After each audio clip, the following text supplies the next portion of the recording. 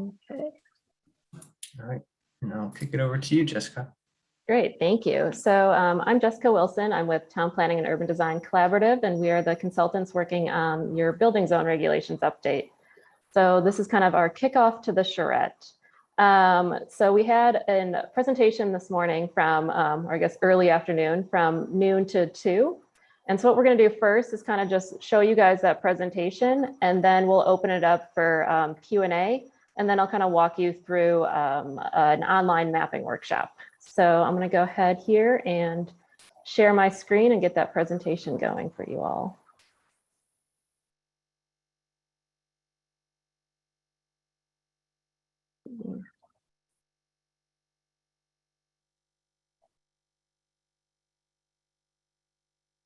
With all the exciting things going on wherever you are. So let me just make sure, can somebody give me a thumbs up or something just to make sure that you all can see this?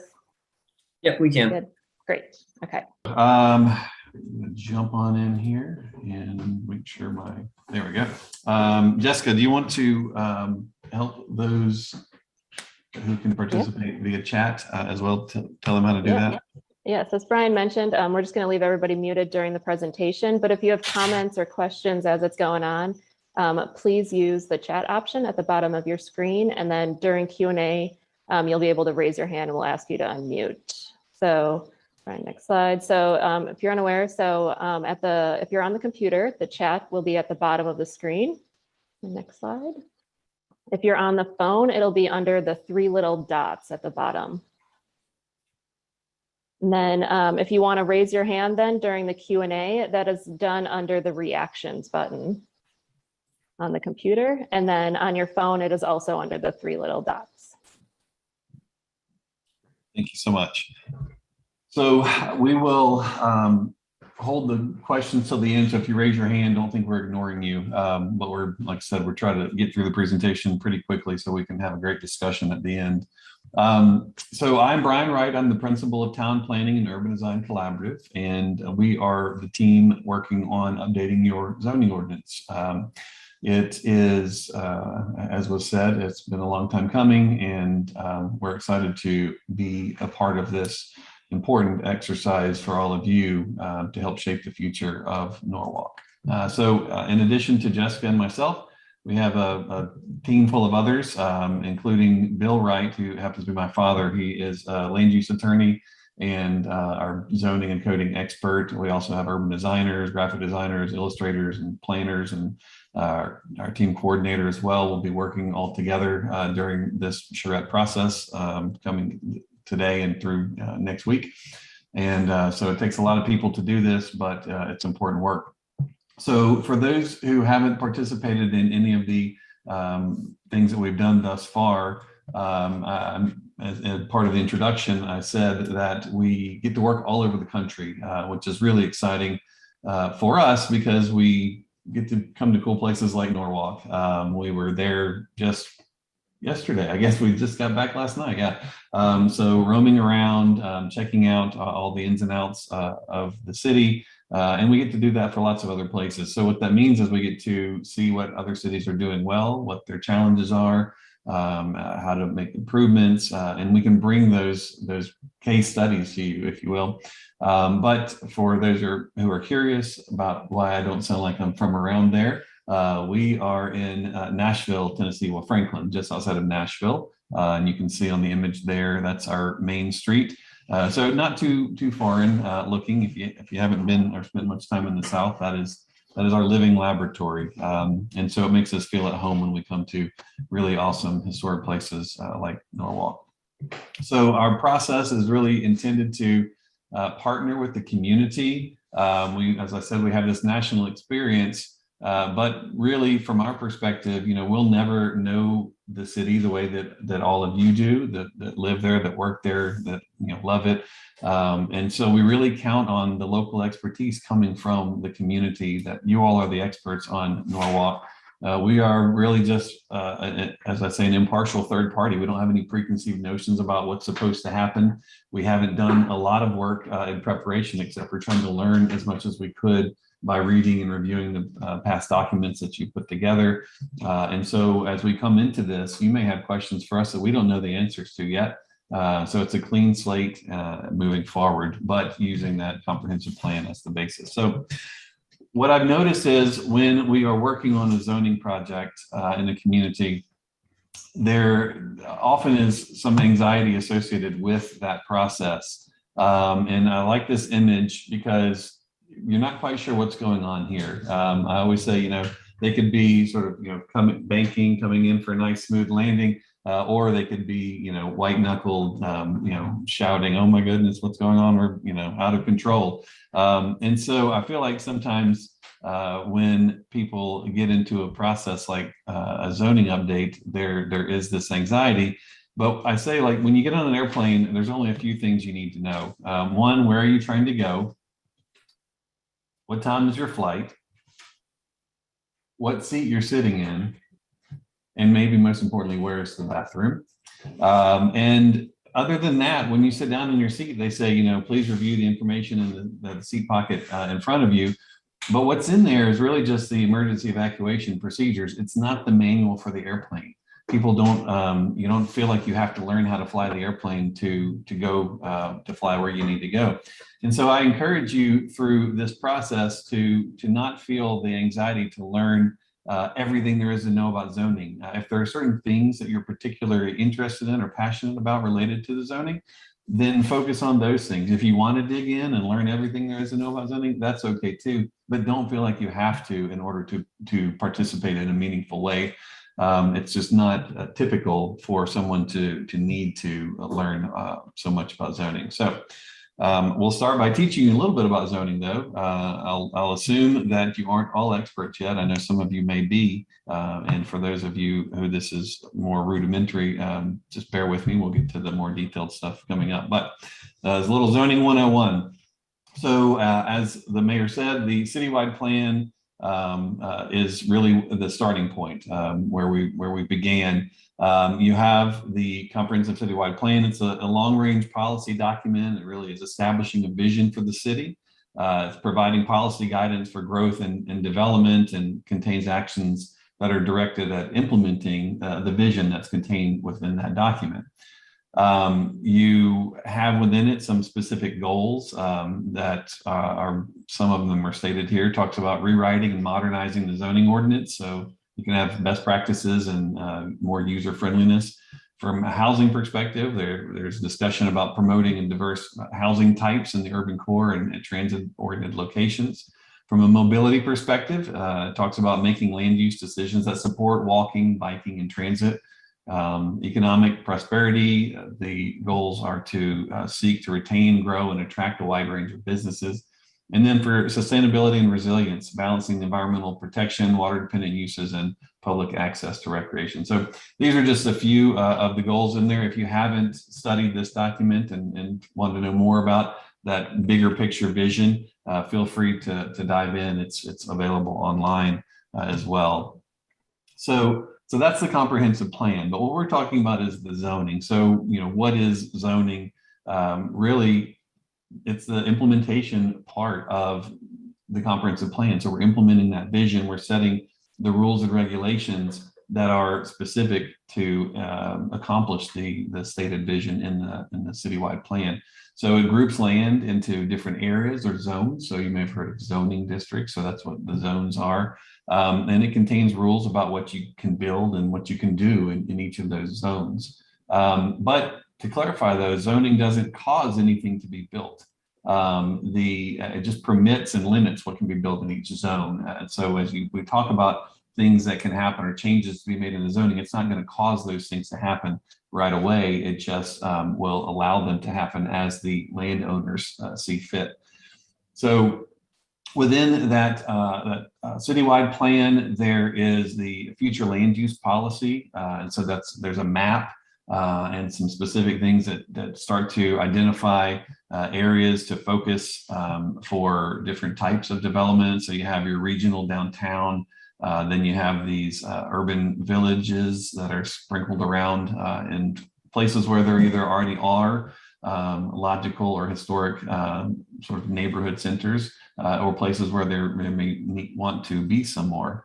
Then you also have these activity centers that you may think of in some cases as sort of gateways. So there's a northern gateway into the city, and then there's sort of a gateway to the harbor as well. And then there are things like called out like corridor revitalization and climate resiliency areas, et cetera. So this is sort of at a glance, the high level that the citywide plan is thinking about. And then the future land use map has these different categories: residential, suburban low, suburban medium, suburban high, urban high, mixed use village, mixed use corridor, mixed use center, neighborhood commercial, commercial light industrial, institutional, parks and open space, transportation, and marine commercial. And each of these has its own definition and description as to what the intent is moving forward. Now, the thing to note is the reason why this is called the future land use map is that it doesn't necessarily correspond to what's there today. And so through the public process that created the citywide plan, this vision, the ideas for the future of the city were put forth by the community. And then you have this future land use map that represents that future potential uses. Now, the thing about zoning is that it's kind of neutral about what it creates. There's no end in mind necessarily with zoning. And so zoning can create a place like this, which, is very familiar to all of you. It's not in Norwalk, but you have places like this in Norwalk, thankfully. But zoning can also create places like this. And luckily for you, you don't have really any of these moments in Norwalk.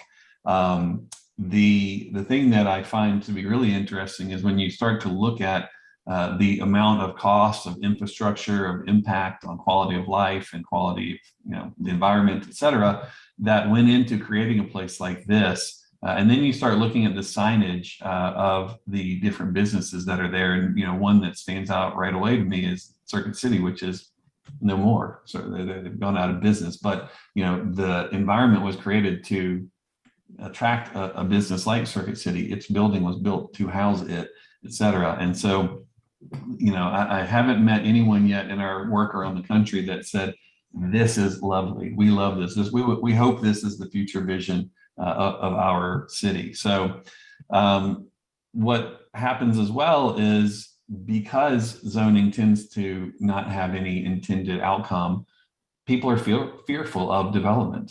So you see newspaper articles, stop sign for development, builder, fear the law will keep their development from happening. And people have to go out and protest for each, new development because they don't know what to expect. And many times what is built is not in keeping with any vision that the community has set forth. Now, it wasn't always like that. You can see on the screen here, the statue. And this statue is of a developer.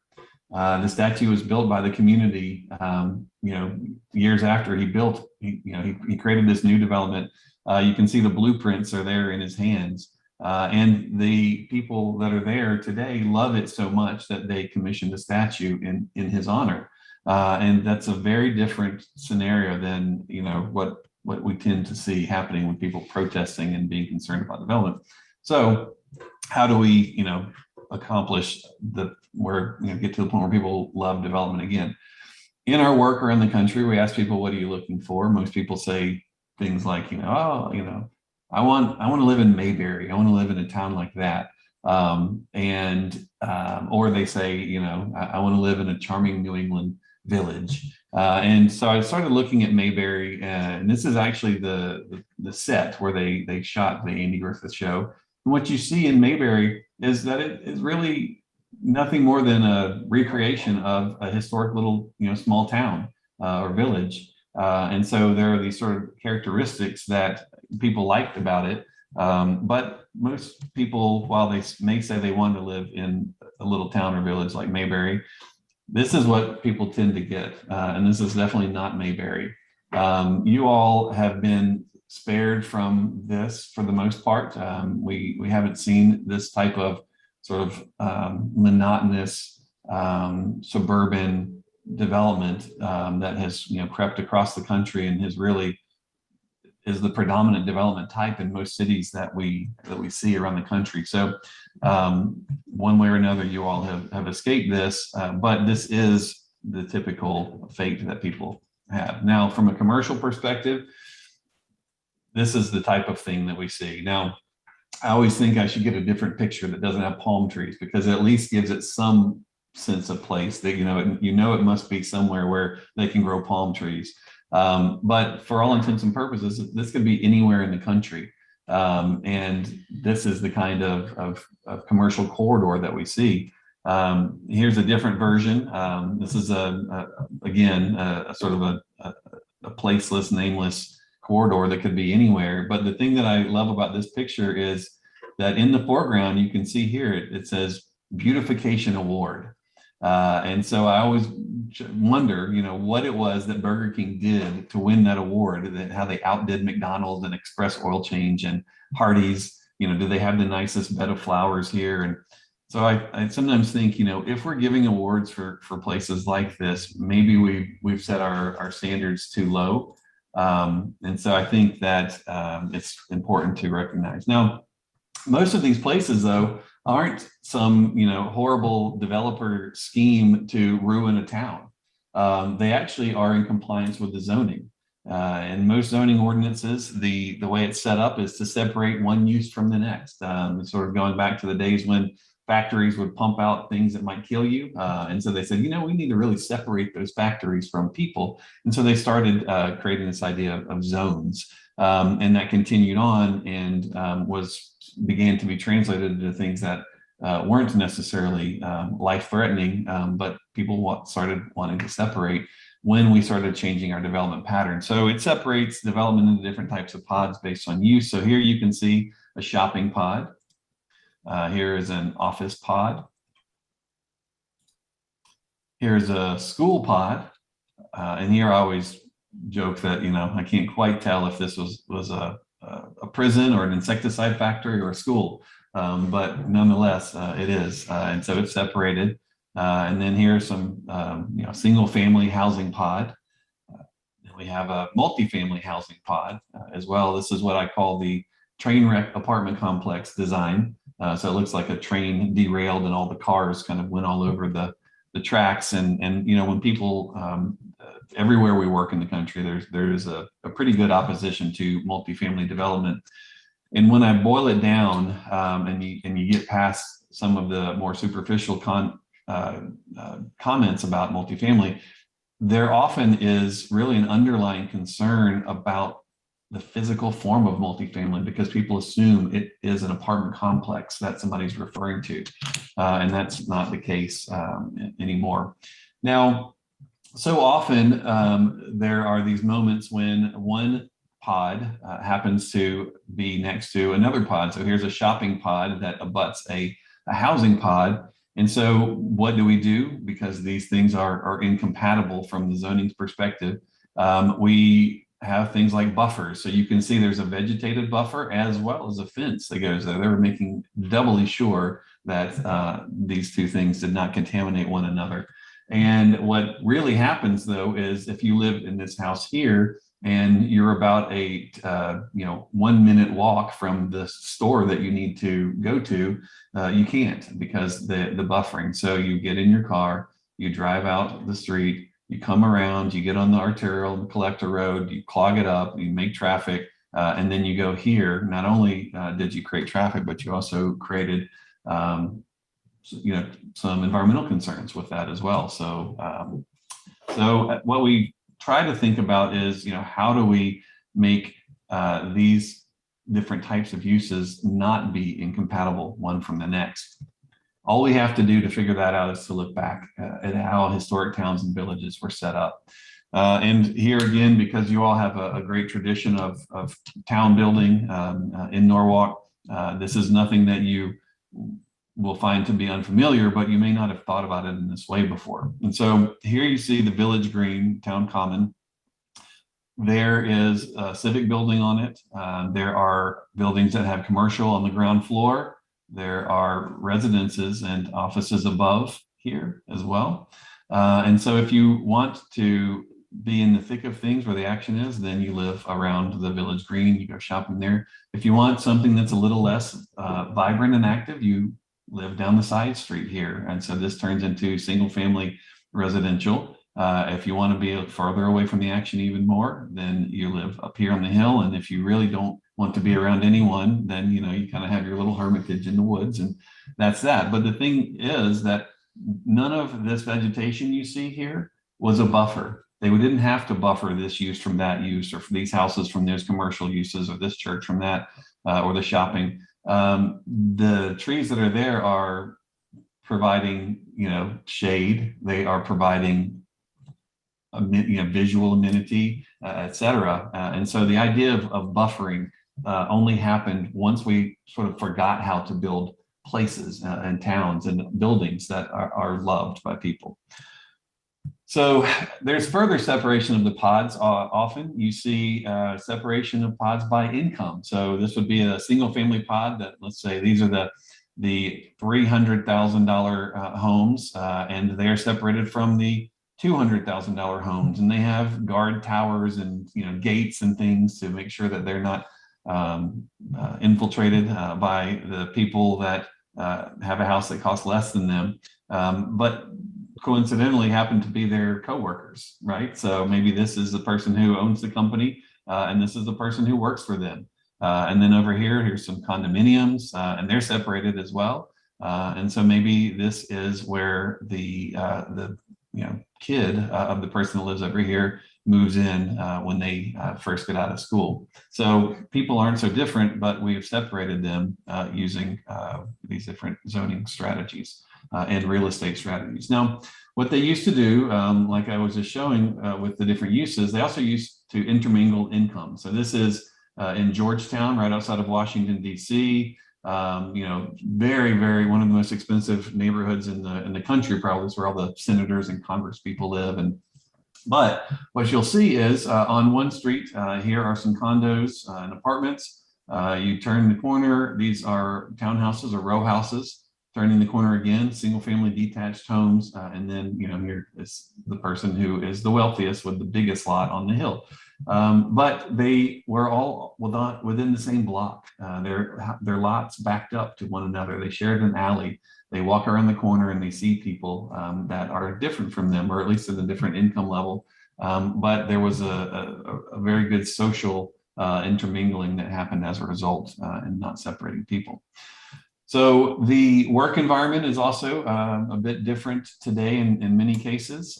So this was, people used to have a business above a shop, maybe on the ground floor. And so during lunchtime, you could come down and grab a bite to eat at the restaurant, sit on the bench, enjoy your people watching, and leisurely stroll, the street and head back to work. But today it's so often more like this, and you start to see these office parks, pop up, and maybe there's a little cafeteria inside, and you can grab a bite to eat. Or if you really want to, roll the dice, you can hop out here and try to go drive to somewhere to eat. Or like this is an artist rendering, by the way. This isn't a photograph. Like this theoretical pedestrian walking down the sidewalk next to this 18-wheeler whizzing by him. You might walk somewhere, but highly unlikely. So things have changed. Open space is another thing that has changed quite a bit. As we looked at in the other image, the village or town green was the most important cherished space in any city or town. The buildings and businesses oriented towards it. It's some of the most valuable real estate in the city. It's where you wanted to be. It's the place where all parades began and ended. Whereas so often today you start to see open space, meeting whatever requirements there may be in a zoning ordinance, are really just sort of leftover, bits of green. Sometimes I wonder if this was actually even spray painted green, but you never know. Is it public? Can I go there? Are people going to call the police for me, trespassing? Or can I go throw a Frisbee out here or whatever? And so the idea of open space and what it meant to the community has really changed over time as well. Streets and the infrastructure are really an important part of a community as well. You all have a lot of really lovely, quaint and charming streets in Norwalk.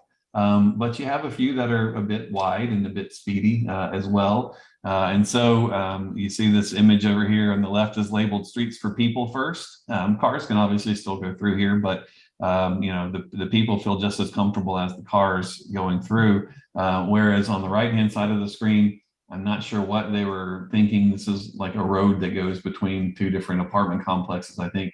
And you could get probably, 10 of these cars across here. And you can imagine, let's set the speed limit sign at, 30, 40 miles an hour. No one's going to feel anything but ridiculous driving that speed. And so psychologically, they just speed and it becomes a problem. Here's another example, sort of zooming in, looking at the intersection of a street. And so the turning radius that the car, has to deal with as they come around a corner here, in order to make this turn, it's maybe a 10-foot radius on that. You have to nearly come to a stop to be able to make the turn. And so the pedestrian standing here is quite comfortable because the car can't just whiz by. Whereas you see the image on the right, this gremlin or whatever this car is going around this corner with this really wide radius. And it's actually not having to slow down at all. And in fact, you can see it's leaning with centrifugal force as it goes around the corner. And this same man standing here would not feel nearly as comfortable. And so the small details about how a place is designed and built become important. This image speaks for itself, I think, but this was a community that dealt with some flooding. And so they prioritized their flooding concern over their pedestrian, I think, in this moment. And so even things like storm inlets and how this all works together, could be done differently in order to create a different experience. The design of buildings is really important too. In this image, I always say buildings can talk to us, they can communicate. And the image on the left says cars live here. And the building on the right says people live here. This house had cars that were associated with it. They were just dealt with in a different way. They didn't get stuck onto the front of the house as the predominant feature, and that became the streetscape there. So kind of in a nutshell, in a cartoon format, if you will, breaking it down, you can see on the bottom portion of the image, we have all the different pods. So here's our housing, here's our school pod, our shopping pod, our working pod. And in order to get from any one of these different uses to the next, you have to come out on the collector road, as I mentioned. Whereas in a traditional city or town, and you all have so much of this, it's wonderful. You have this interconnected network of streets that are wonderful, that are walkable, that are bikeable. All the uses are intermingled within it, and you never have to get on the big collector roads unless you want to go to the next place. So there are a few different distinguishing characteristics of places that people love, lovable cities and towns. Again, as I say this, you'll go like, oh yeah, that's us for the most part. But here they are. So they tend to be walkable and bikeable. We know the average American will walk approximately 5 minutes or a quarter of a mile to a meaningful destination. And so when we think about how to organize a new development or neighborhood or anything like that, you think about this 5-minute walk. They also tend to be compact and mixed use. So you have, some of your daily needs within walking distance, and then the diversity of housing types, mix of housing types, which then allows you to have a mix of different types of people, different incomes, backgrounds, demographics, et cetera, within that. So over time, preferences have changed. This is an awesome image I love. This is, looking at the age of the car. This is probably maybe early 90s. Why walk? It's quite a different mindset. And I think it's super ironic when you consider they're actually sitting in traffic. If you look on the side of the picture here. We know that over time, the suburban experience has started to, have impacts on our society and sort of how people relate to one another and neighborliness. And I always get a kick out of this topiary here. You used to see real estate ads that, talk about things like dream big. And, it's just sort of this conventional suburban, every lot's the same, these cul-de-sacs that don't connect. And here's the collector road they're not showing. Here's another one from that's a little more recent. They said our other option was to put in more pavement. And I really think this was neat because they haven't shown any development, even though it's a real estate ad. But now you're starting to see real estate ads like this, live life to the max. And it's like this kind of hip, funky, urban, kind of thing going on. And there are places around the country that we work that are scrambling to figure out, oh my gosh, what are we going to do? We don't have any of that. And so they're asking us to come help them create this stuff from scratch. Again, you all are really lucky. You have, this wonderful historic core that's offering these types of things already. And so looking forward into the future, the question becomes, how do you stay relevant? How do you protect and preserve the things that are meeting the needs of future generations' preferences? I love this. This is actually a real estate company called this Cool Space Locator. Again, in some places we work, these guys will go out of business in a week because there's no cool space. You all do have some cool space, and that's exciting for us to see. This is,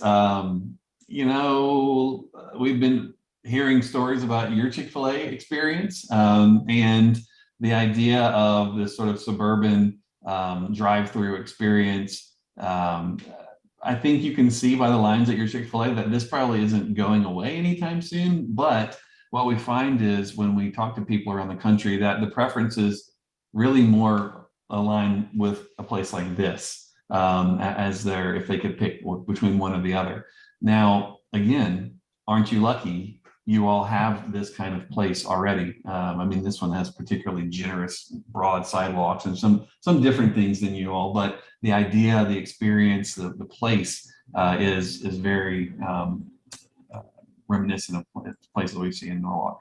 The retail experience is changing for people, what they're looking for in retail. This is kind of a scary set, a couple of images here. This is a mall, and you just think, oh yeah, that's maybe before they opened, but it's actually just when they closed and the whole mall closed, and I think the atrium broke, and you start to see, I have a third image that it's not included here, and it's full of snow, and it's actually this sort of post-apocalyptic vision of retail. And you ask people what they prefer, and they say this. Again, you all have similar types of retail experiences, and experience there is the key word. When you talk to anybody in retail these days, it's all about experiential retail. Experiential retail is really centered around and predicated upon having a place for the experience to occur. And so how do we take what you all have and really build upon that as well so that you can tap into that? Housing preferences are changing. So, obviously single family detached home is still for a lot of people, but people are now looking at things like, tiny houses and accessory dwelling units and micro apartments, and loft living has become really popular. And so how do we start to incorporate and accommodate some of these things in a way that doesn't necessarily detract from the overall character that people love so much? Because you start seeing that a lot of people, it's less about the house itself and what the features of the particular house are, and it's more about the neighborhood. They're buying the neighborhood, which is great. And again, you all have some lovely neighborhoods, and so you understand this. The working preferences have changed. Some just out of preference, some out of necessity, as we all know. So this was an old IBM ad. I love this. This was like introducing the laptop. And this person is sitting on his porch, having a cup of coffee. And could they ever imagine, on the left-hand side, I hope this is at least before noon, or not before noon. He's having his wine and potato chips and running his multi-billion-dollar business on his front porch. And who would have ever thought that we would get to that point? And then also the experience of the worker, when they are together, and everyone's able to do that safely, having this more sort of collaborative experience, the working together in a way, and being innovative, and how do you set yourself up for that in the future? We also know that people are more focused on sustainability today than they once were, and you can even see in some of the places that we love the most, they were actually really tough on the environment.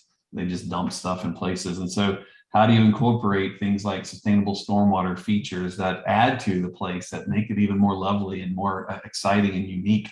How do you incorporate things like saving trees? into development. And some of the places that we went within Norwalk really have done a good job of keeping trees in place, and you feel like you're kind of living in the forest. Other places we work around the country, it's common that you just simply clear cut a lot.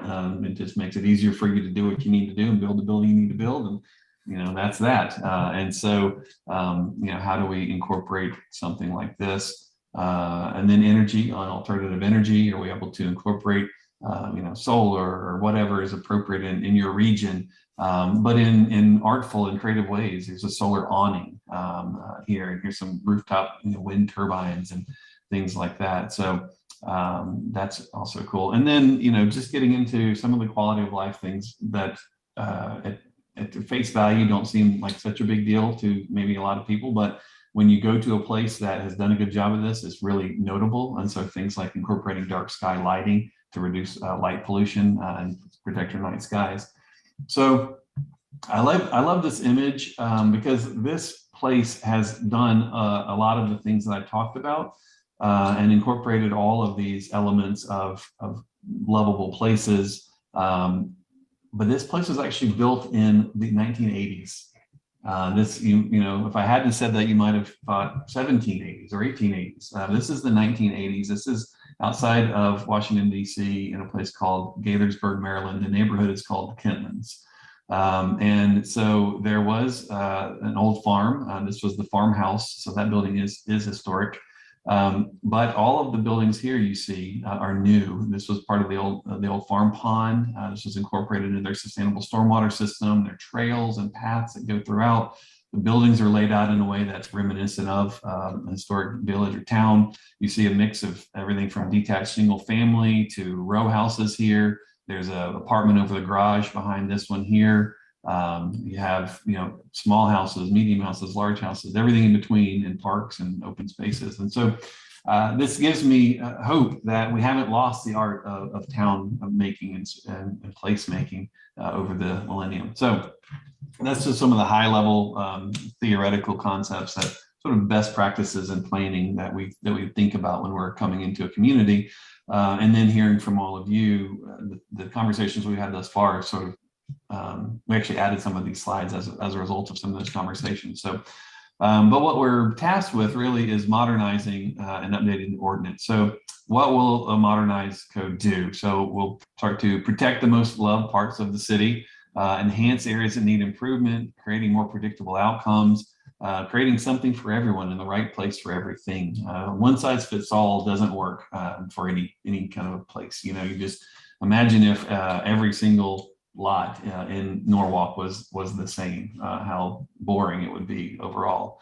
We want to look at balancing all the modes of transportation. You all are fortunate, you have a good transit system there with rail and bus and all sorts of things. So making sure that development that's happening is supporting that as well.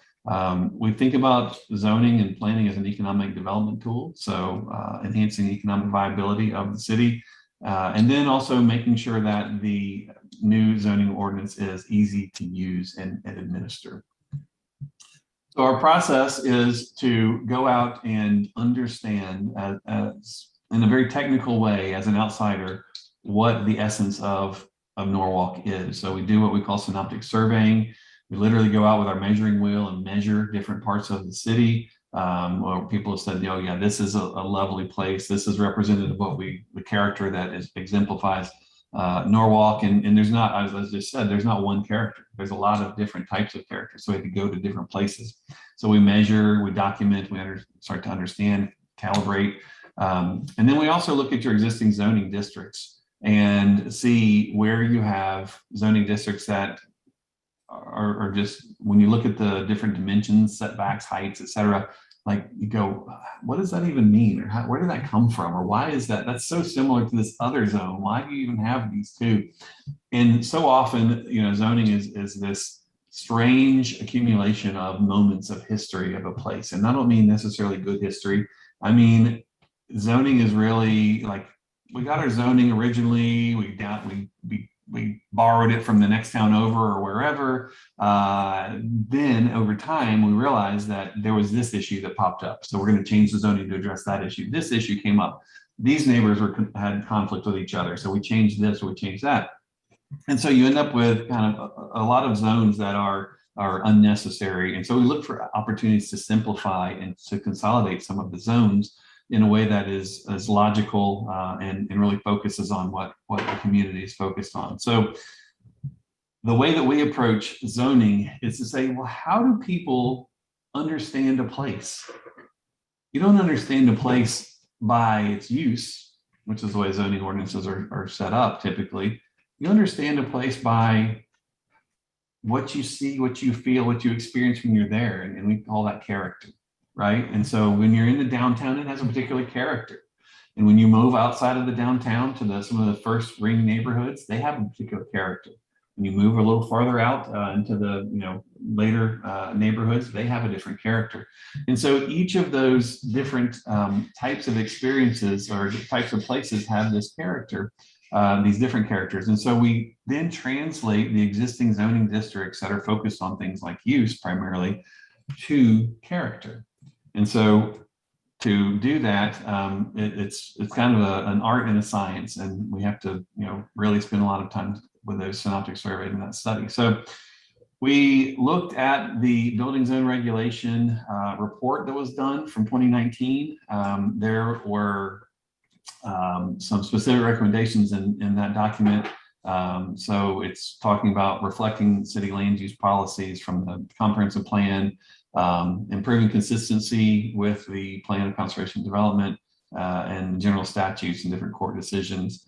It says to reflect best practices in land use regulation, address provisions that are problematic, that have been a challenge for you all, be logical organization and clearly written, and using graphics to explain concepts and easy to maintain. So these are all the things that report says. They sync up with the way that we approach a new zoning ordinance. So I'm really excited that work was done. Now, as I talk about character and say how it is so important, and that is the way that actually humans understand a place, it isn't to say that we don't look at uses at all.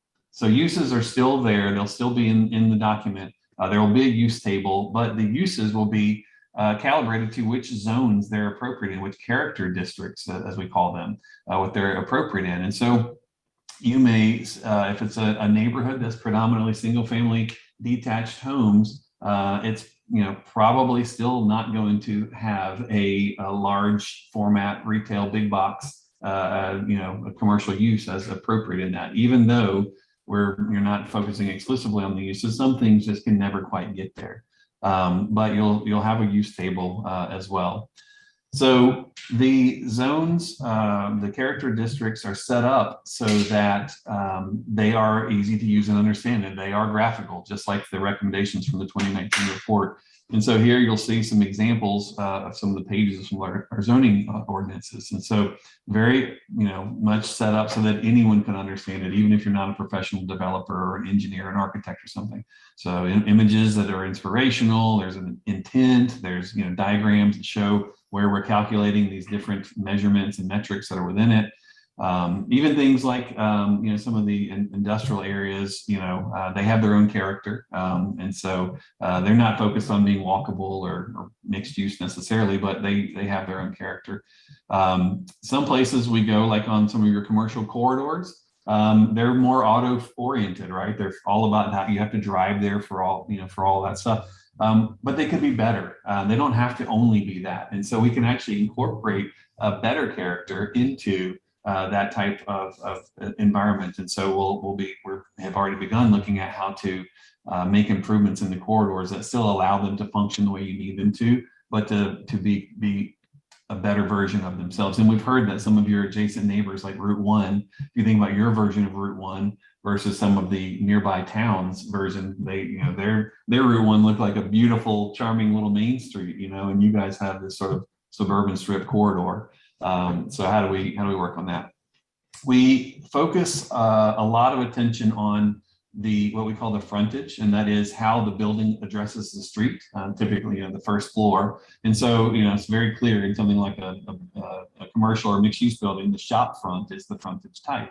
In a row house, you might have a stoop as the frontage type, or in a house, you'd have a porch. And so that goes in there. And as I said, here's some photographic examples, and then each of these is calibrated to which character district it's appropriate in. We also think about building types. What building types are appropriate in a place? Again, you understand a building type more than you understand the use.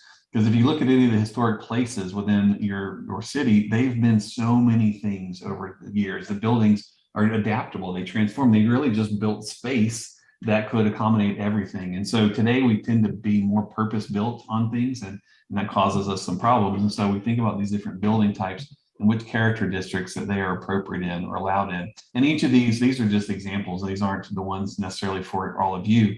So we calibrate this per what is the Norwalk version of these building types. In fact, we have a frontage type that we discovered during our touring around yesterday, where in some of the neighborhood commercial areas, there was a historic home, and they added kind of nearly like a cute little shop to the front of it. And now it's this, sort of a place where people in the neighborhood shop. And that house changed over time. So that's its own sort of unique frontage type. I mentioned civic or open space earlier. Instead of just having ill-defined and unspecific standards for open space, we talk about open space as civic space in the form of parks and greens, squares, plazas, playgrounds, and they all have their own specific metrics. And some of those things, like a plaza, is a more urban type of civic space, which wouldn't necessarily be appropriate in a more rural character district. And so even things like that are calibrated. Looking at signs as well, sign types are really important. They have a huge visual impact on a city and how it feels. And so we'll have very detailed standards about signage as well. So our task is really to take the existing ordinance, to clean it up, revise it, tweak it, adding some character-based elements, and then having the new ordinance be the result of that. So the most important thing for us is to make sure that we are writing an ordinance that works for Norwalk specifically. We need to have something that works for everyone, for policymakers, for the community. We need to have something that works for businesses, for people of all ages and all stages of life, and visitors as well. It's great to be a place where people want to come visit. So having visitors, and then also the development community. Sometimes, as I showed at the beginning of the presentation, developers have kind of given themselves a bad name in a lot of cases. But if it weren't for developers, even the parts of the city that you love the most wouldn't be built. None of that was built by the city, except for municipal buildings. It was all built by private development. And most importantly, what we create has to represent the essence of Norwalk. And as outsiders, we really count on you all, count on the community to hold us accountable, that we're not just going to deliver to you what we've done over in, Port Chester, New York, or, West Fargo, or wherever, So we get to work in all kinds of places is great. But we want to make sure that we're being true to you through our process. And so that's why we have this, the public part of our process set up. So timeline and next steps. We are here participating during the Charrette. It's great. We have several different events that are happening and going on throughout the process. We will be getting started Monday with the specific technical meetings. We will be having meetings on streets and connectivity Monday morning. So it's kind of like the lunchtime meeting. Then we have an evening meeting that's talking about character and development. And so we try to schedule these things so that people can pop in, like I said, during their lunch hour, or, in the evening after they get off of work. Then on Tuesday, meeting about sustainability and green infrastructure. Thursday, work in progress presentation. So that's kind of like the wrap up closing presentation, where we're going to show all the work that we're doing. So we're actually going to be drawing specific plans for different areas around the city. Our artists will be doing renderings to represent that. So you can see when, somebody says, oh, we want to focus on walkability or sustainability or whatever the case may be, it's important for you to understand like what it is, what it feels, what it looks like. So just having the words on the paper, on the page are not as helpful or instructive, and having everybody have the same frame of reference as showing images and plans and things. So we're working on that as well. And hopefully sharing with you all some more specifics about what the different character districts in Norwalk will consist of and what they'll be. So you all can give us feedback on that and make sure we're heading in the right direction. All these will be on Zoom, and even if you can't participate in one of these meeting times, we want to make sure that you have the opportunity to talk to us nonetheless. So we have what's called the virtual open studio, because if it weren't for us having to do this on Zoom, we would typically have come there and set up our office. You could have come and dropped in at your convenience. And so we want to have that same experience virtually. So from 9 a.m. to 7 p.m., we have this open Zoom line. So you can pop in, there'll be somebody monitoring it. They chat with you, answer your questions, give your feedback. If you wanted to talk about streets or character or sustainability and you missed that meeting, you say, oh, here's what I was going to say during that meeting. Or just want to drop in and say, hey, what have you heard so far? What have you been learning? But it really is intended to kind of meet people where they are at your convenience. And so we've hopefully done our best to deal with that online. So, oh, here we go. I just went through all the specifics. This is the schedule. And I'm guessing that this schedule is probably available for download on the webpage. But the thing to note is that all of these meetings are open to everyone. Even though there's a specific topic for these meetings, it's not intended to be for the experts. There will be experts there. There'll be representatives from the city who have specific expertise in these things. There may be people from different advocacy groups who are expert, but if it's just something that you're into and you want to listen in on or give your 2 cents, don't feel intimidated at all to drop in. It really is intended to be a comfortable environment for people. To participate in the meetings online, you go on the webpage and you click on the Register Now button for each meeting, and that just helps us limit the Zoom bombers, and just helps us also know who's participating, so we can keep you up to date with whatever emails and things come out in the future. But the important thing is on the web page too. It's a two-way street. It's not just a place where you go find information like dates or whatever. There's many opportunities, different tools and things for you to give input in different ways on the web page. Is really neat. So hopefully you'll take advantage of that as well as participate in these Zoom sessions. So people always want to know kind of what the overall schedule is for the project. So this is as it stands now. We had our community kickoff. We have been doing some preparation and analysis. Here we are at the Charrette. And then once we get the input from all of you and the rest of the community during the Charrette process, we'll begin drafting the regulations over the winter. We'll create a client draft that we'll present to the planning department for them just to do a cursory review to make sure we haven't, forgotten some big thing that we all discussed or whatever. But really, it's just a pretty high level review, because what we want to do is make sure that this process, not only the input process is transparent, but the document creation process is transparent and accessible to everyone.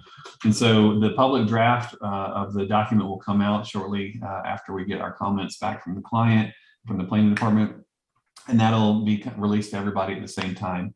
And so the even elected and appointed officials are getting their version at the same time as the citizens. So you're all looking at it together, and then you have an opportunity to give feedback on that document. We'll have an open house when we release it as well to orient people to it. And then once we get feedback from you all, we'll start drafting the final regulations. And then once we're done with that final version, then the official adoption process will begin.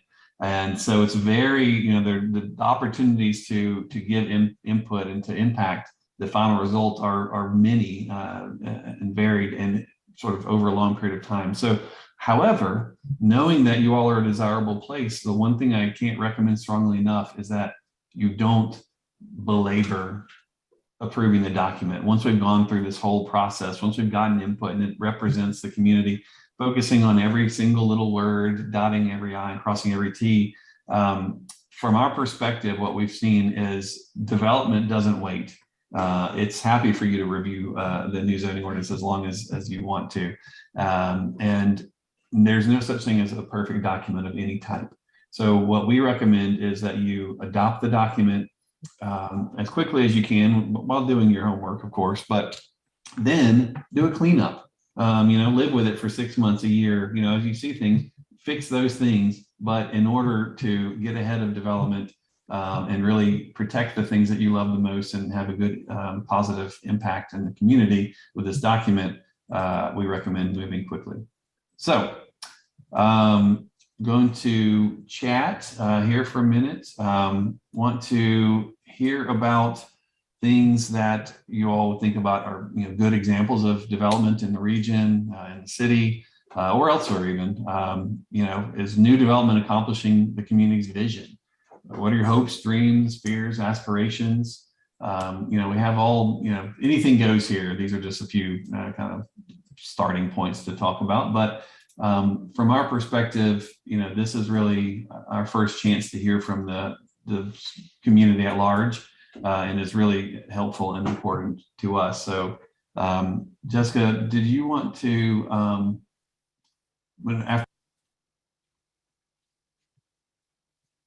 So I'm going to go ahead and stop the video there and open it up for our Q&A. If you wanted to, and I'm going to stop sharing my screen. If you did want to listen to kind of the comments from the earlier meeting, I invite you to listen to the rest of that meeting. It is on YouTube, on the city's YouTube, and then it will also be up on the zonenorwalk.com webpage in the next few days as well. So I will open it up for questions, comments. Please just raise your hand, and then we'll call on people to unmute themselves. The raise your hand feature, it's not right at the bottom. You have to click on reactions, and then it'll be there. Thank you, Brian. Anybody want to start? Oh, it looks like we've got one hand up. Hey, Frank, do you want to go ahead? Sure. I just, I don't know that much about all this. It looks great, it really looks good. I'm wondering, though, I hear a lot of stuff about planning and zoning. What is their role in this process? Did they hire this firm? I'm just curious, that's all. Yeah, that's a good question. Yes, so we're working very closely with planning and zoning. We've got Brian Baker and Tammy on tonight from zoning. And then we're also working very closely with Steve Kleppen, the planning and zoning director. And we have also talked with planning and zoning commissions, because ultimately it will be planning and zoning commission that does adopt it. So we were hired by the city to work on this process, and we'll be very closely working with them throughout the whole process.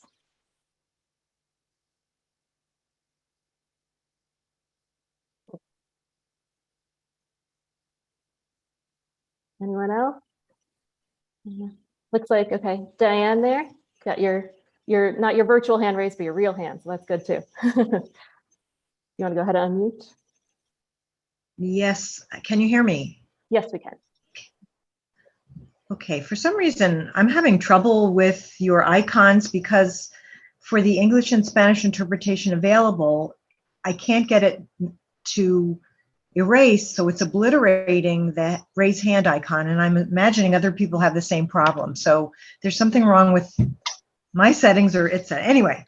So I wanted to thank you for holding these, especially, and also the city for having an evening event, and also I'm looking forward to next week's as well. And I do feel what you did say, Brian, was there's time for people to get their thoughts in. So just a few quick things, because I am going to participate more next week. Number one, I had a question, and wait until I'm all finished, and then I'd be curious about this. What is the difference between a character-based residential standards and codes versus a form-based code? When Brian was talking about the term character districts, which it was new to me, but I was listening to its intent. Quite frankly, I'm somewhat concerned and worried. I just am in the process of finishing up a terrific book called The Color of Change. And that book, I think everyone in Norwalk should try to read it. It's about the history of zoning codes and how some of them over the years became redlining. And in Norwalk, we do have some areas where I could see, if we're going strictly by a character district-based code, one person's character is another's not. And I'm kind of concerned that we will maintain what I feel are some areas that are remnants of redlining from the past. Again, these are beautiful areas. I'm not saying they should have apartment buildings everywhere, but I do feel some of these areas might need ADUs, accessory dwelling units, or tiny homes to be allowed in the more rural or suburban areas.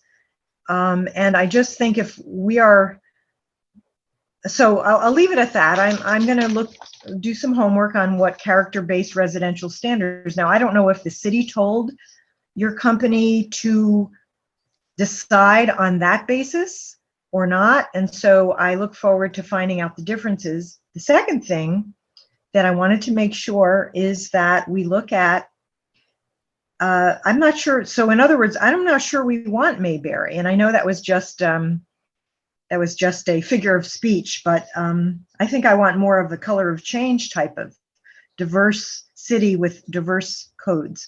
I'm looking at also, how can we get our zoning code to handle better the issue of noise in the city?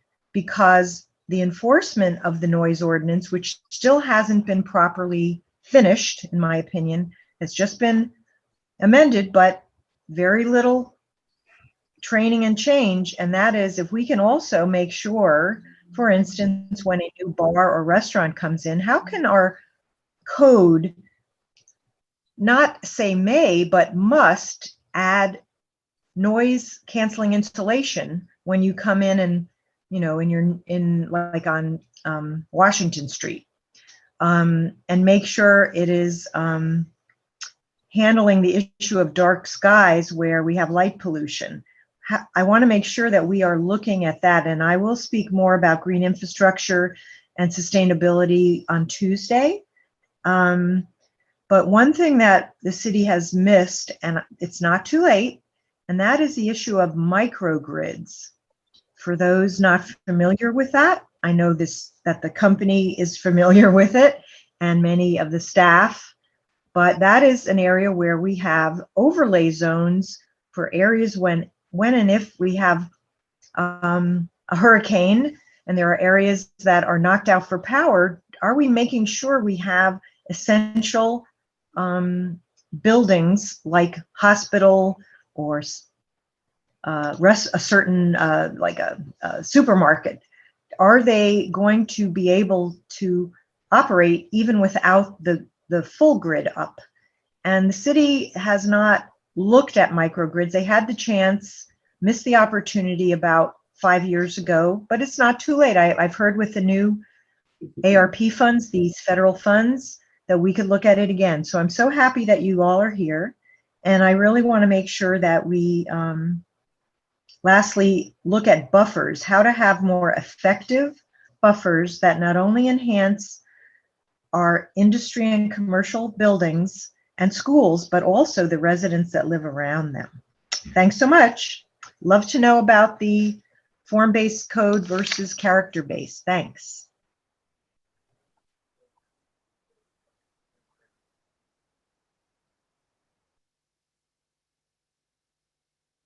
Can't hear you, Brian. Sorry, I had my secondary muted. I had a mute button on my mic too. So I was saying thank you for those questions. I have a really bad memory, but I was taking notes. So hopefully I'll be able to cover all of them. So the first question about form-based versus character-based. Yes, form-based and character-based are somewhat synonymous. The focusing on the physical form, we've just found that over the years, the concept of form is a bit abstract to people. And when you talk about it in terms of character, people understand it better. So that's why we use that terminology. To your point though, about something like character being a bit subjective, and I guess at the end of the day, whether or not the character that is in place is desirable is subjective as well. What we tend to do through this process, and the reason why we focus so much on trying to get the community to give us input, is asking people, what are the most loved parts of the city? What are those areas that are most quintessential Norwalk? Not just obviously a one-size-fits-all answer to that question. Though, you have everything from your downtown area all the way to your rural or natural areas and everything in between. And so, as we set about to do the synoptic surveys and those sorts of things, we really are directed by the community as we go through that process. However, some of the things that you pointed out, like ADUs and essentially increasing density in areas where the character isn't perceived as dense currently and may not be dense, is certainly something that we have been we've had experience with around the country, and have actually been hearing about the desire to densify in Norwalk.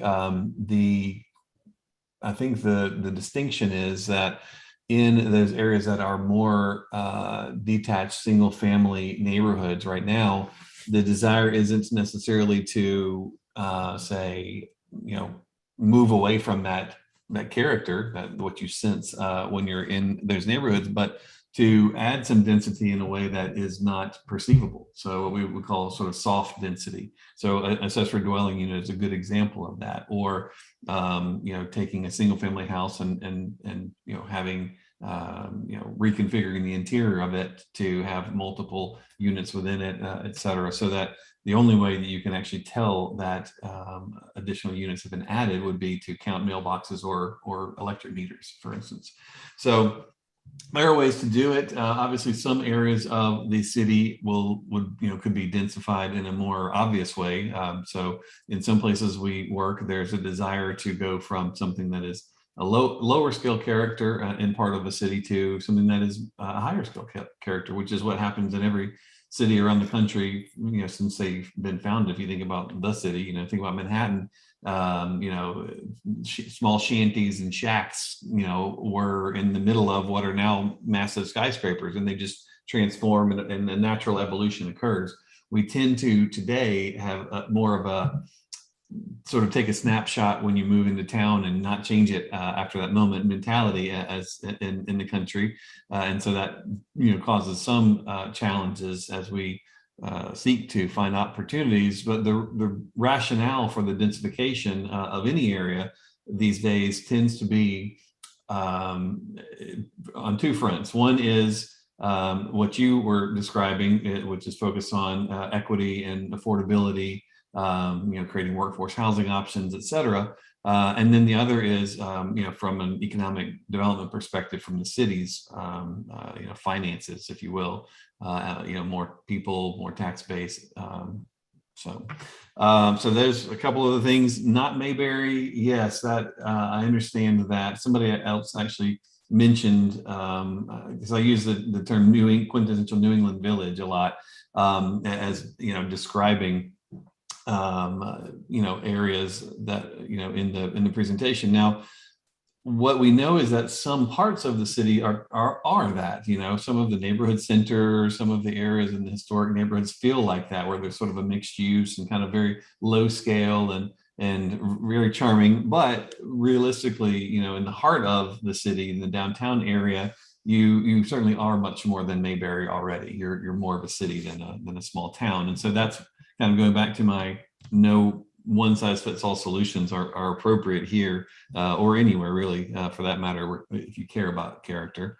As far as the noise goes, some of the things that you were describing sounded like more of a building code kind of a thing, which the zoning doesn't get into.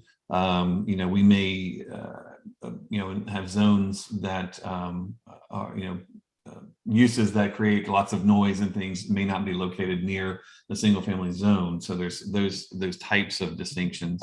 But in general, I think a lot of that was more of a building code issue. For dark skies, we can, you can talk, require in the zoning and building guidelines that, new development have lighting that incorporates dark sky standards. And also, furthermore, the city can do it itself on its buildings and lights and things. So sort of setting the tone and setting the example.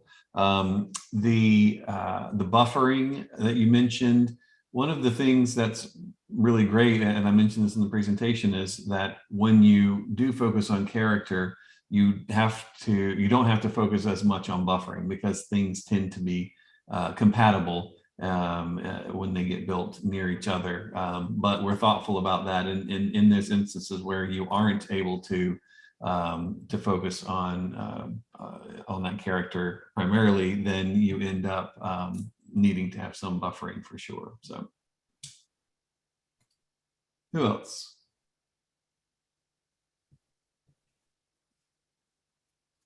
And while we wait, just to let everyone know, we are going to start kicking off discussion on accessory apartments. Planning and zoning commissions are going to be holding a meeting on the 27th of September at 6. We're going to start discussing that based on the recently passed state bill 2129. So that's when we're going to start looking at doing some accessory apartment regs. I would just add to that, we already do allow accessory apartments. This would just be possibly additional. Right. I see Scott here had a follow-up thought about what I was saying about noise concerns falling outside of the zoning.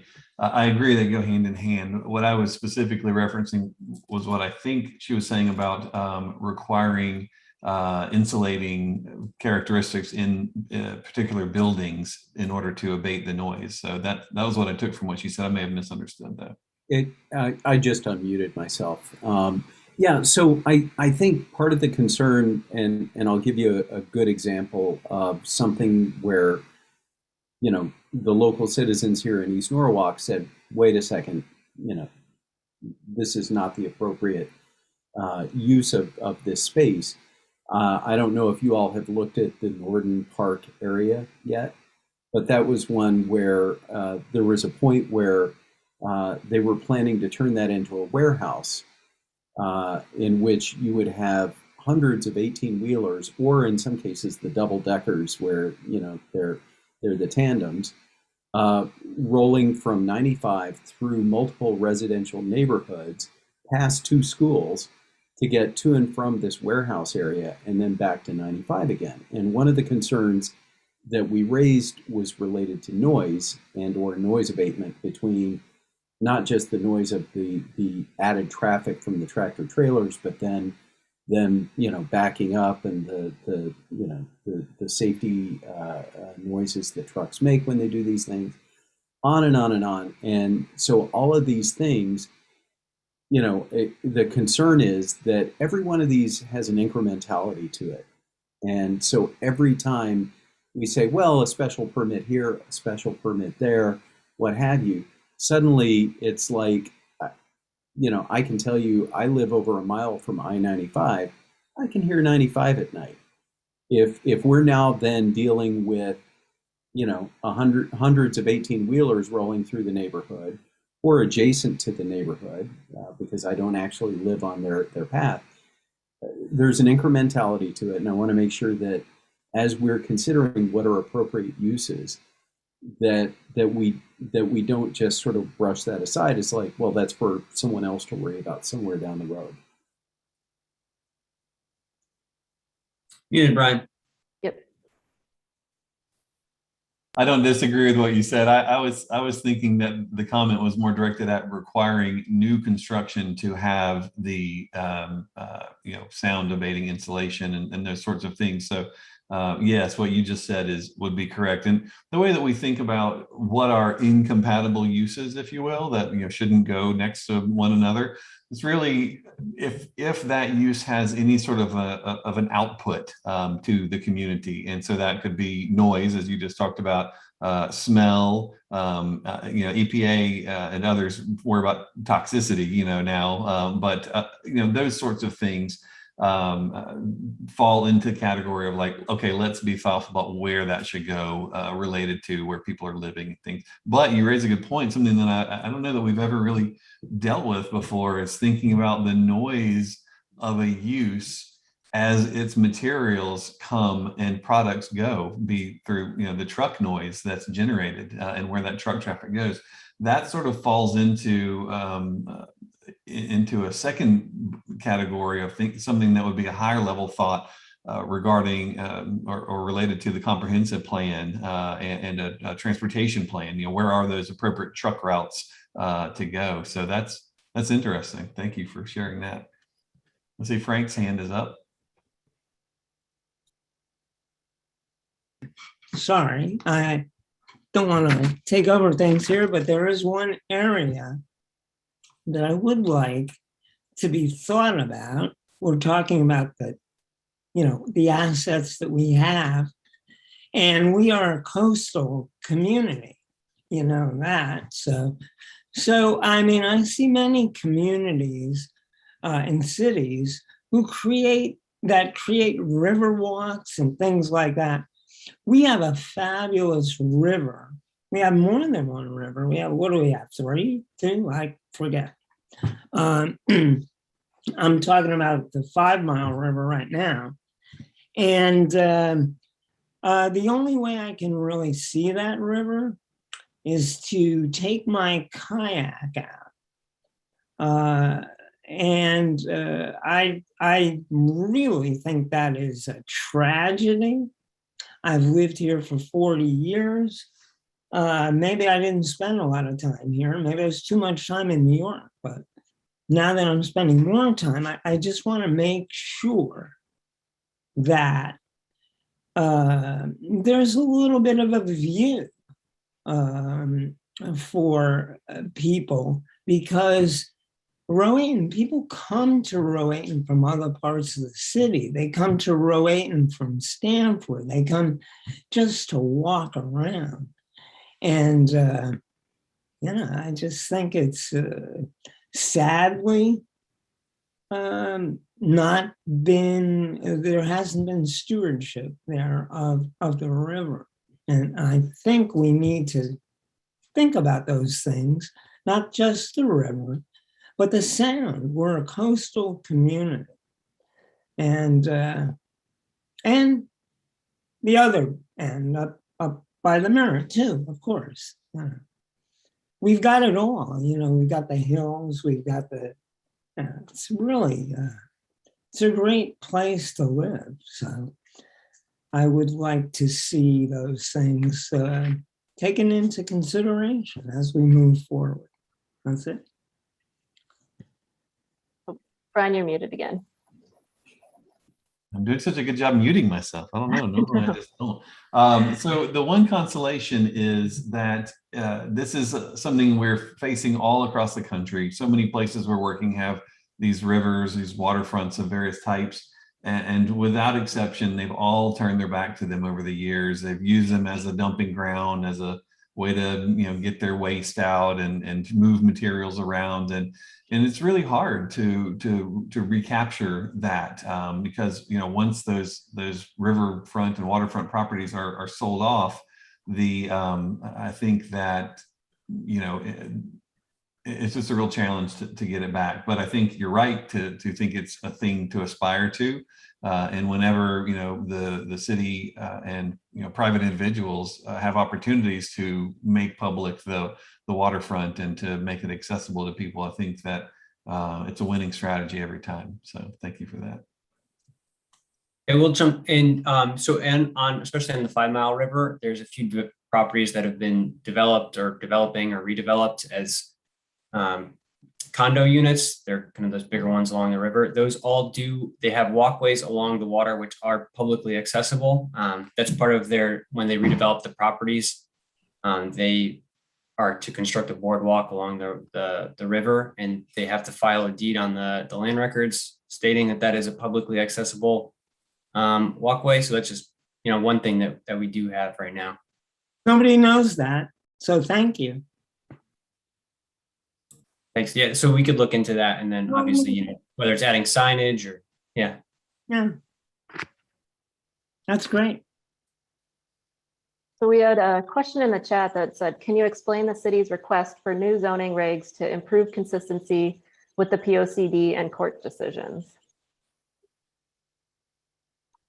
So I'll say that, so one of the goals of the citywide plan was to implement it with this zoning. So right now the zoning was written pre the citywide plan. So there are some inconsistencies with the future land use and just in general with what the citywide plan is calling for and what your zoning currently says.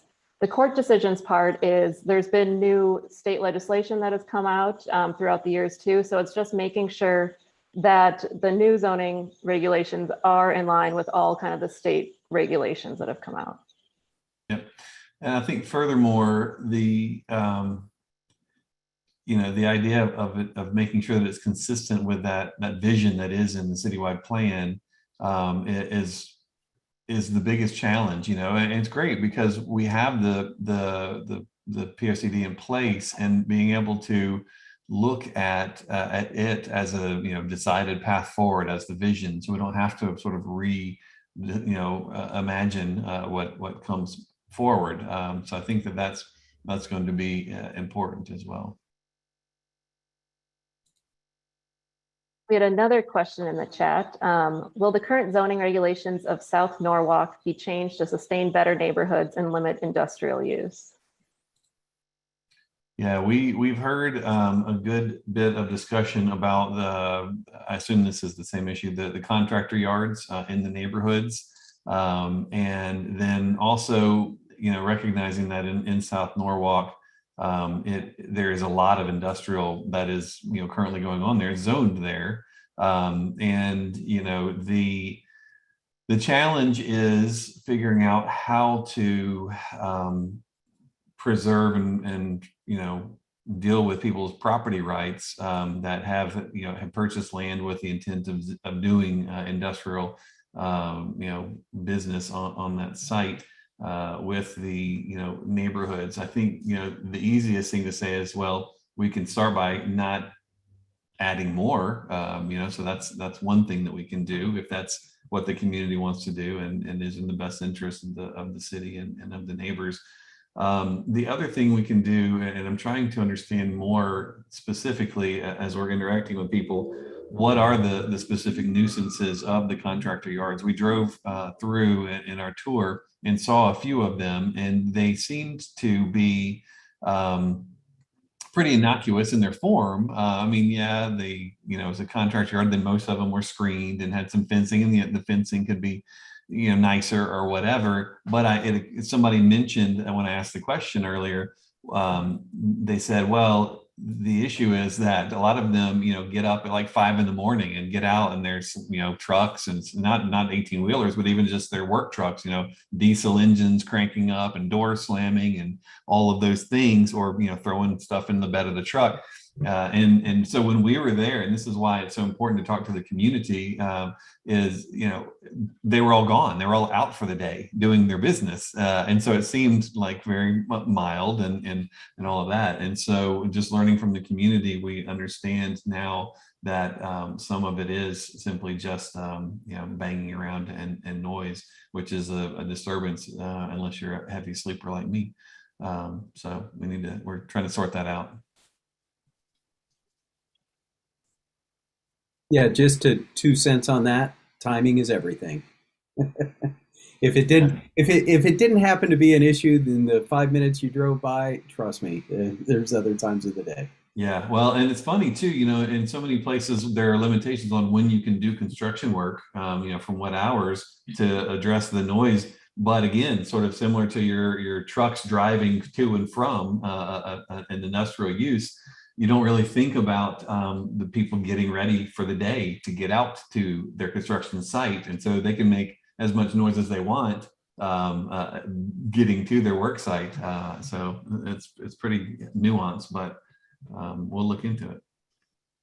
I think it's also worth mentioning that we currently have a moratorium on any new contractors' yards or expansion of those until we finalize a study regarding that. Hey, Tammy, you cut in and out. Can you say that again? Oh, I'm sorry. I said I think it's worth noting that we currently have a moratorium on new contractors' yards or expansion of existing contractors' yards.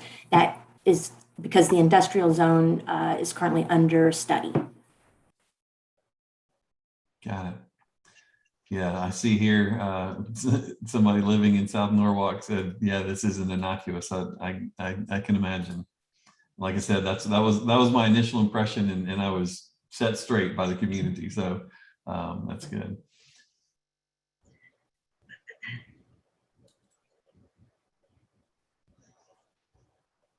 Diane, I see you got your hand raised. Thank you.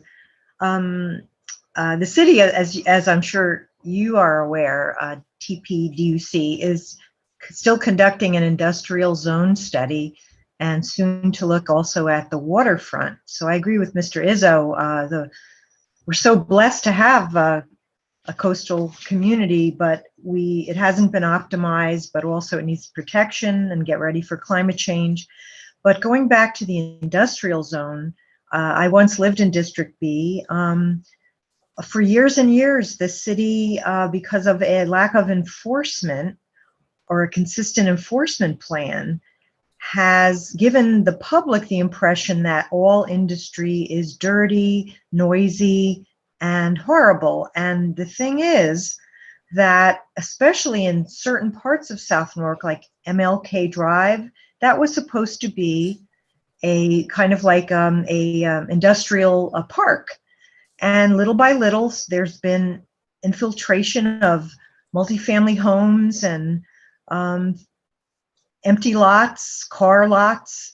And the thing is, it takes a whole of government approach to find compatible, clean industry, such as places where, for instance, indoors, they grow micro greens, and they could employ people to walk from the wonderful areas around Martin Luther King Drive, as an example, to their jobs so they would not have to drive. There was actually a comment made at the Neighborhood Leaders program last week that people wouldn't want to drive from other towns into Norwalk for an industrial job. I was, again, alarmed by that comment. It was made by you all, because let's think about the industrial uses that are better paying jobs than a McDonald's and that are clean and good neighbors. Not all industry are bad neighbors. And we hardly have any industrial zones left. They've been taken up by bad neighbors like big boxes and commercial facilities and Chick-fil-A's and you name it. So I would like to see from the company how, with the help of the other consulting firm that's doing the industrial zone study, let's not X out any potential improvements to the zoning regulation for industry, such as helping define better what consists of a nuisance under special permit.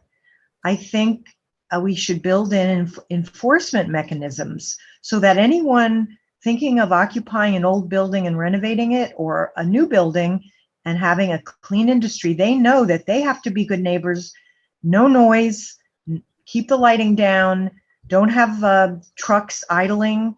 These are the kinds of things that well-run cities include, that we're not going to just get rid of all industry because of a twisted old model. That's why we have consultants who are supposed to be bringing modern thinking of how to keep the tax base up and off of the shoulders of the homeowners. So you have to shift it, and you get better tax base with industry and office buildings. But industry, I keep hearing people saying, we don't want any industry. And I don't think that, I think it's the job of the city staff as well as the consultants to help demonstrate how you can have clean industry with enforcement and trying to find the clean industrial uses. Yeah, thank you for that. And just one point of clarification. What we are working on would be the specifics of, what can and can't happen on a particular piece of property, but the enforcement side of things is outside of our purview. That's squarely, city to deal with. However, what we do know is that in our work around the country, innovative industry and different types of approach to industry are certainly some of the distinguishing features of lots of places. If you think about really Silicon Valley, it's really an industrial kind of a place. They just happen to be making very small things, and lots of it is simply people thinking of things and doing computer work, which tends to be quiet and uses lots of energy. But nonetheless, I think before you decide to zone out industrial uses, you do need to sort of do the math. You have to run the economics on it and see what the impacts are. You have to decide whether or not, let's just assume that getting rid of industrial uses or shrinking them will have an impact economically on the city, which could then have an impact on your tax bill. And what, are you willing to make that trade? And so I think that's a good point. As far as what clean industry looks like and sort of how we define that. Again, if we look at what are the sort of ambient qualities of a place, be it sound, smell, whatever. If the answer is there are none, then so be it. Lots of times when people talk about clean industry, they're referring to green industry. People making green and sustainable products and things, but I think of the example of a wind turbine, for instance. It's taking the same types of loud machinery and tools banging in trucks to build and maintain those wind turbines, even though they're having a positive environmental impact on the other end. And 18-wheelers are bringing in their materials as well. So thinking through what you want to have, I'm so glad that you're doing this industrial study right now, because there is so much discussion about industrial. I'll tell you this: when we were doing the zoning in Port Chester, New York, there they had a small area of the city that still had some industrial uses allowed in it. And they made the decision that it wasn't important enough to them economically to make the trade, and have the impacts in the neighborhoods that it was having. And so the new zoning ordinance didn't have any industrial zones anymore. They counted on other things for their economic base. So it's not impossible to do it, but you have to be thoughtful about doing it. So I'm glad you're doing the industrial study. Jed had a question in the chat. He said his microphone isn't working. So he said his retirement dream is to reside in a customized tractor trailer, meaning a movable structure. Is it possible with proper screening visibility from street to accomplish this? He gave an example of 17 Visconti Street is 0.11 acres and would be absolutely perfect for the needs. Another approach would be kind of the tiny house model, which is being well received in California due to so many structures being burned in wildfires. Yes, tiny houses are something that we deal with on a regular basis, so that's no problem. The tractor trailer living is a new one for us. We've seen mobile homes and zonings that we worked on, but not the tractor trailer. So stay tuned on that one.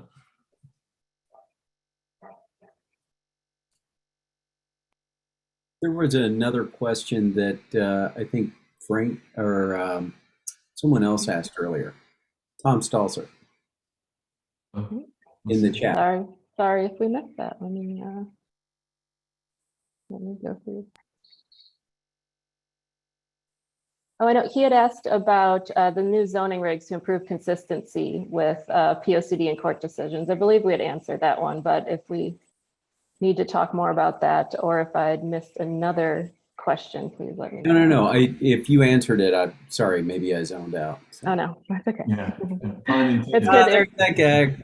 It's good to check in to make sure we had answered it. We definitely don't want to miss any questions. And I know we're not reading out all the comments in the chat, but do know that we have a record of them too. So that we are paying attention to all the comments in the chat as well. It's the Planning and Zoning Out Commission.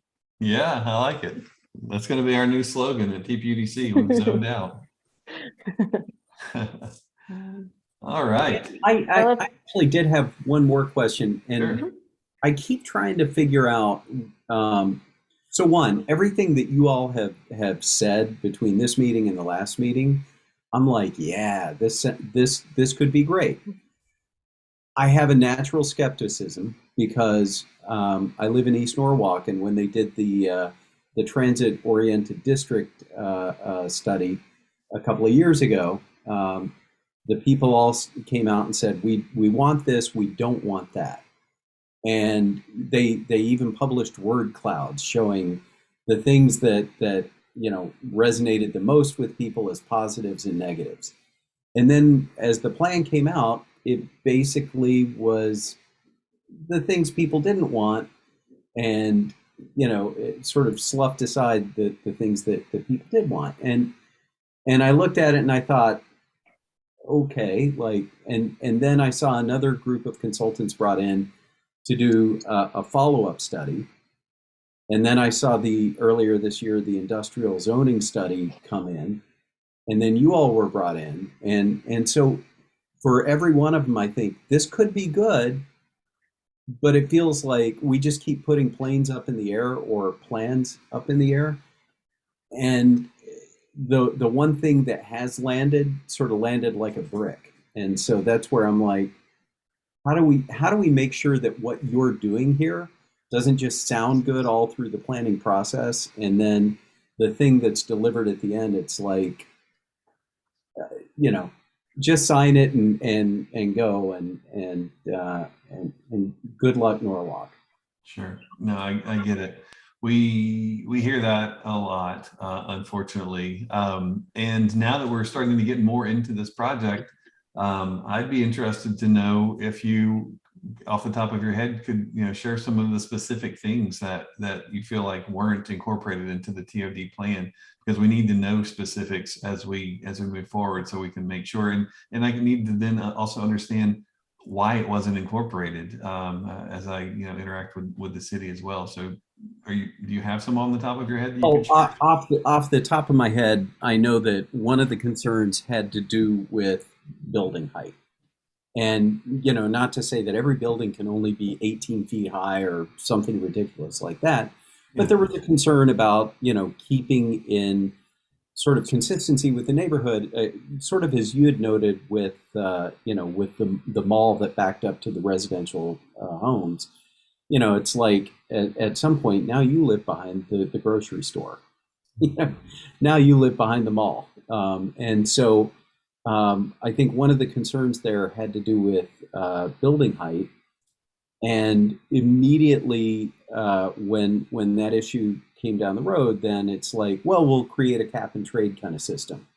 You can create a, I'm going to use air quotes, pollinator pathway, which you or I might call a hedge.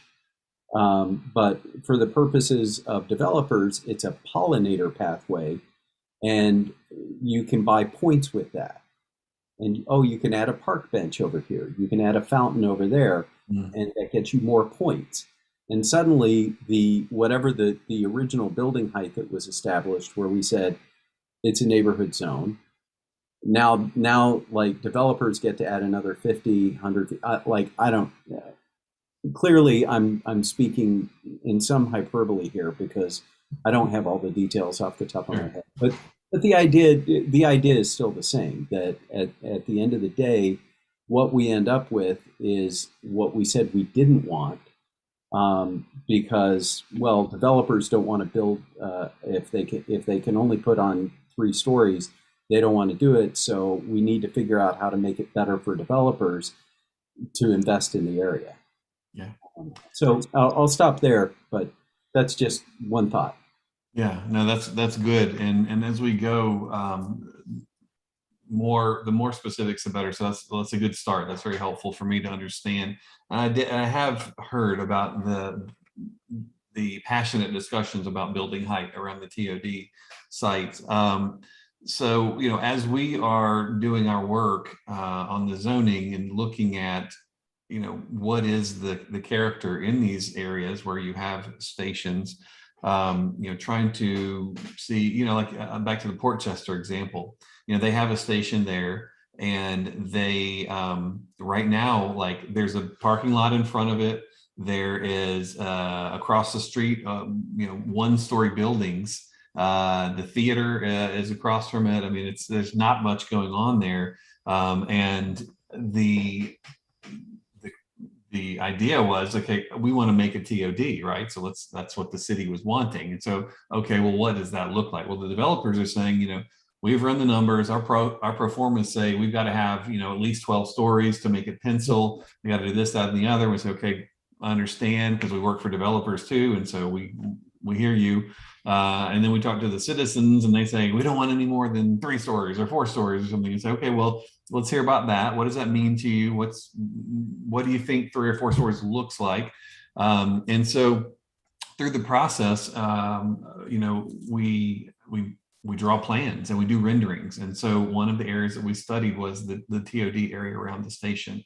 And the renderings that we drew, I think they showed maybe 12 stories, just to see what it would look like. And when the community saw it, they're like, oh, it's not that bad. And if it's only in this area, and so we were very careful about where we drew the boundary, so we didn't start, like you said, butting right up to a single family 2-story house, like that's not a very appropriate transition, no matter what the character looks like.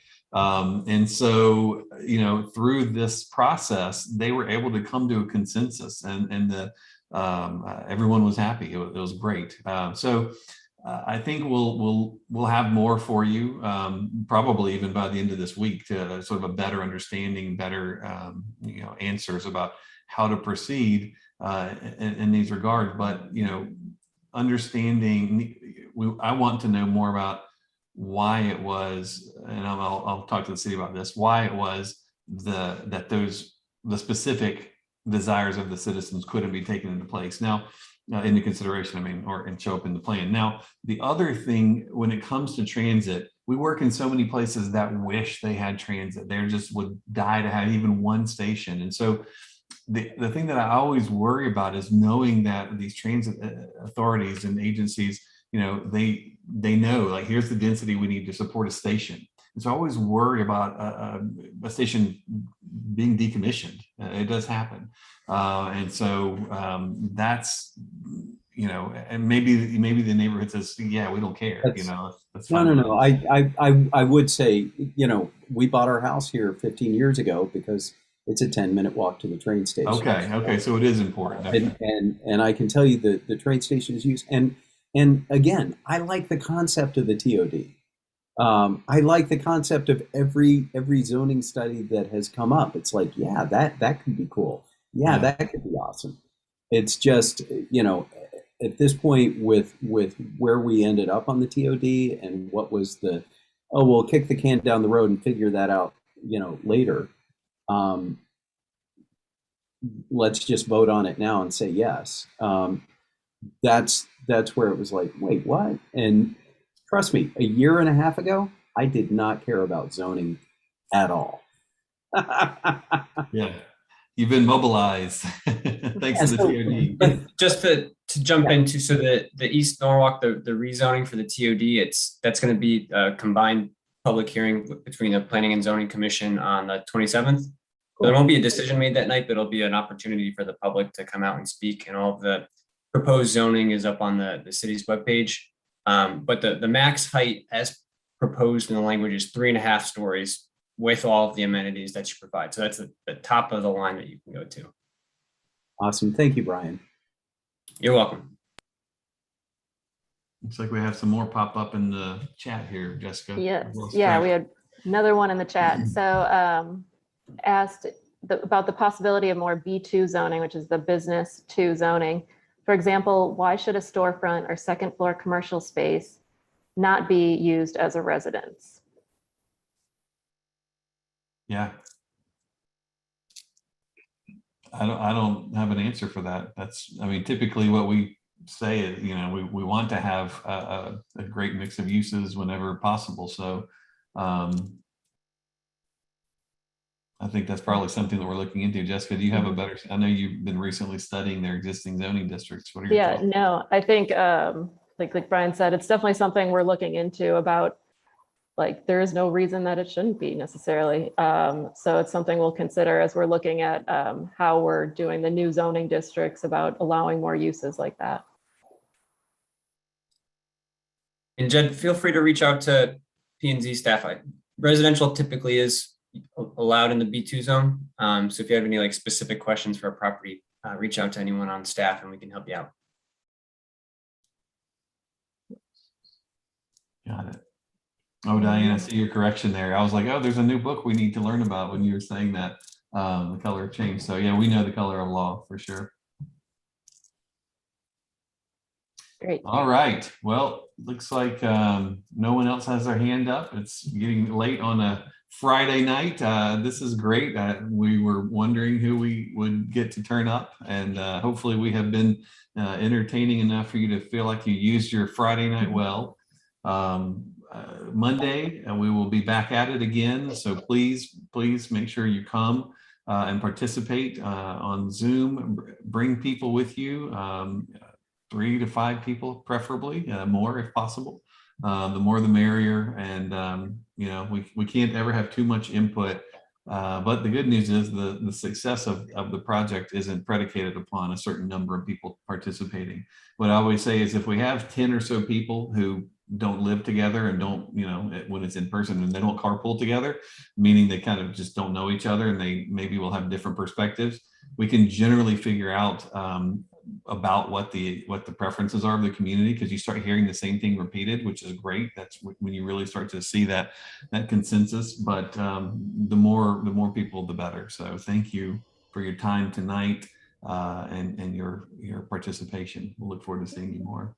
Yeah, and if you guys have just a few more minutes, I wanted to quickly show you the mapping workshop online that went live today. So I'm going to share my screen real quick, and we'll try and still get you done by 7. Or I'm sorry, 8. It is 7 our time, 8 p.m. your time. So 1 more hour. yeah. This just went live today. So this is up on our, if you go to zonenorwalk.com and the virtual charrette page, we have it both in English and Spanish. So we have this mapping workshop up here. So you do have to be signed in. So you can be registered for the website. The way you can register is there's a register button up at top here. Or if you click into the login, if you if you aren't yet registered, it should prompt you to register and then log in. So once you log in with your information, it'll pop up with this kind of add your marker here. So what we're asking is, you all know Norwalk better than us. So we're asking you to kind of tell us what are some places that has a character that you really love? What are some places that you think has a character that needs improvement or areas of opportunity? And then 2, something that we should see. And this doesn't even have to be in Norwalk. This can be something anywhere in the world. If you're like, I really love the character of this other area, I wish we had this in Norwalk, you can add a marker there. So the way you can do it is just, you can use your mouse to move things or move the map around. And then if you can hit Control, you can zoom in and out. And then you can find where you want to put your marker on the map. And I just put some of these test ones on. And then you can either type in an address down in this field, or you can just right click anywhere you want to put the marker. And then please add a title. And then please in the description, just tell us as much information as you can about why you put that mark there. And then you get to choose kind of what character it is. And after it pops up on the map, it'll pop up with the color that kind of corresponds to improvement, green or blue. So you can see why it was put there. And then you just click add marker and the page will refresh and Right now, some of the markers aren't showing up when you refresh it, but just know that even if you don't see your marker there, as long as the page has refreshed, we have it on the back end. We're working on getting that fixed, but do know that as long as the page refreshes, we do have your marker and information. So that is a mapping workshop. So please kind of tell everybody about this. Please use this. We'd love to get lots of dots on this map. I'll stop sharing. Oh yes, Scott. Sorry, I just had one question. I didn't see a place on the website where we could submit suggestions, concerns, what have you. Thinking about what Brian had, when he had asked the question before about examples, Brian Wright, sorry, Brian Wright. And I was thinking, oh yeah, you know what, that's a good idea. I can throw some examples there. And I don't really see an option to do that. And just wondering if that's something that you all would consider. Yeah, so we have our Get Involved page. And if there's ways that you're like, this isn't easy to find, we can figure out a better way to like put something on the homepage or wherever that it would be easier. But once you're registered for the website on the Get Involved page, we have an area to click here to post your questions or visit our forums to share your ideas. So if you click on the Visit Our Forums, and maybe too, we don't have anybody here yet, so maybe that's a sign that we need to put it somewhere else on the webpage. But please tell people about this too, because you can click on a topic, like what topics do you feel are important, big concerns, any kind of ideas. It's both English and Spanish, an area for questions. And then we also have our focus meeting discussion forums. For every kind of meeting we're having next week, we also have kind of forums online to go along with it. So once you click on here and once you're signed in, you'll be able to kind of add your comment. That's helpful. Yeah, so maybe you promote those on Monday then. Yes, yep. We'll definitely promote that because we definitely want people to be able to use this as well if they're not able to attend the meeting. So thanks for letting us know that it was not as easy to find as it should be. Okay. So, well, we appreciate you all joining us this evening and taking your Friday night to spend with us. And we hope to see you all next week. And as Brian said, please bring others with you. We want to try and get the word out and get as many people as possible coming next week. Thank you all. Thank you.